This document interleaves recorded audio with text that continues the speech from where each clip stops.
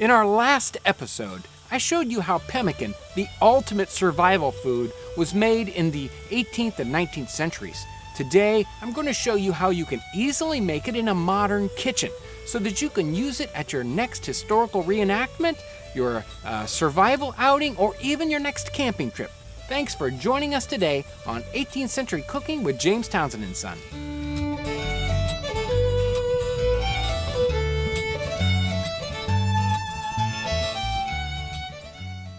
Large quantities of pemmican was made with bison. Today we're using beef. If you have access to bison or perhaps venison, you may use that instead. Bison was the obvious selection for large-scale pemmican production. Now today, the wild bison herd is very small, but during the late 1700s, great buffalo herds extended from just west of the Appalachian Mountains all the way to the Rockies, and as far south as what is now Mexico, all the way north to Arctic Canada. Many native peoples of America depended on pemmican for their survival. It kept well, and it was an excellent food source, especially during hard winter months. Pemmican was also an important food source for many voyagers and fur traders. The demand for pemmican put a tremendous strain on the buffalo herd. There is one particular group of people called the Métis. They were descendants of early voyageurs and their native wives. The Métis produced and supplied most of the pemmican. They conducted 2 hunts per year, one in the spring and one in the fall. A single Métis hunting party could have up to 1,000 ox-drawn carts in tow and could return from the hunt with up to 1 million pounds of pemmican and dried meat. And there were multiple Métis hunting parties. About half of the pemmican produced by the Métis was kept and used by them to get them through the hard winter. The remaining pemmican was sold to the Hudson Bay Company or its competitor, the Northwest Company. The pemmican sold to these companies would provision vast crews of voyageurs that used to transport their goods.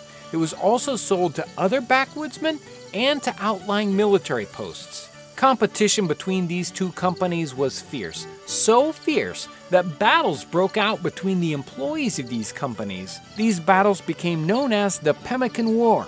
The British government eventually had to step in and settle the matter by forcing a merger between the two companies. Now back to our meat. I'm slicing this meat very thinly.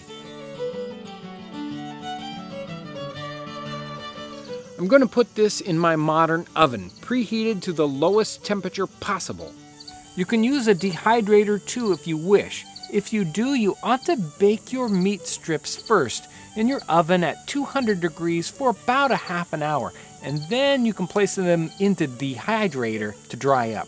The process will take between 10 and 12 hours. Your meat should be completely dry and brittle when it's done.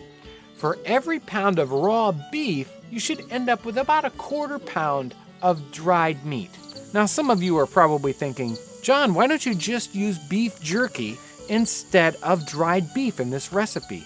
Well, typically jerky is very highly salted, it's highly spiced, and it also contains nitrates.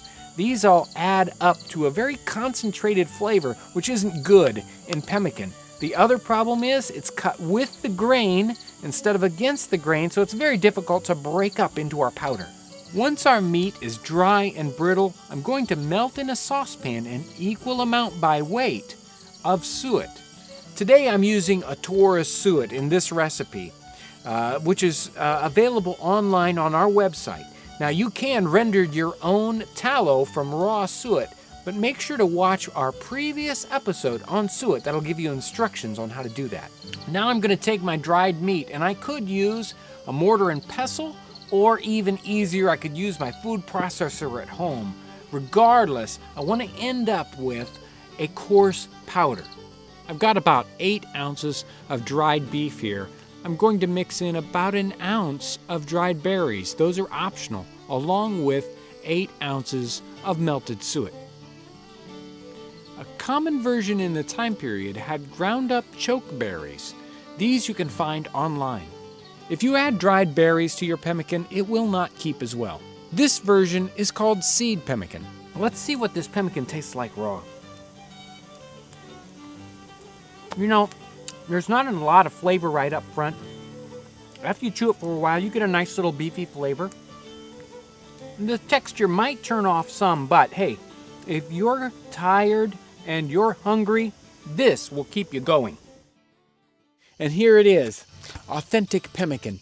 In our next episode, I'll show you how to prepare easy, delicious dishes with this wonderful mixture.